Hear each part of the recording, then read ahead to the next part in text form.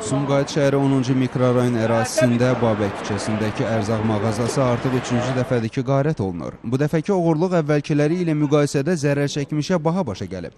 Oğru mağazaya gecə saatlarında daxil olub. Bu dəfədə tək olan şəxs obyektin bir neçə yerində quraşdırılmış müşahidə kameralarına təkrarən düşməkdən qorxmayıb.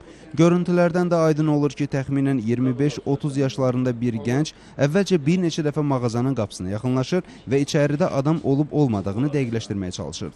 Tam əmin olduqdan sonra isə qapını sındıraraq içəri daxil olur. Mənə zəng gəldi, qonşunun zəngi dedi, qardaşım oradan keçib, mağazinizin qapısı açıq olubdur. O vaxtlarda mağazin o bilir ki, açılmır. Bir də mağazində, mən də işçimizdən birine dedim ki, yaxınlaş ora, gör necə mağazin niyə açıqdır. Yaxınlaşır, mən zəng gəldi ki, yarıblar, olduğu kimi.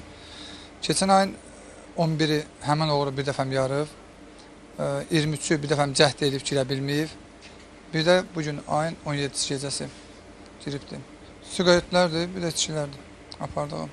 Bizə də haradasa baxıram 1200 dəyərində, 1200 manat dəyərində oxşum oğru qovdur. 30-40 manat arası qəpik pul gedib.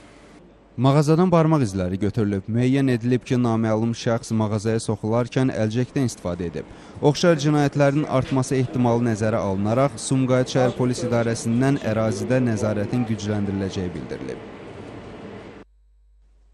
Yasamal rayon polis idarəsi 26-cı polis bölməsi əməkdaşlarının həyata keçirdiyi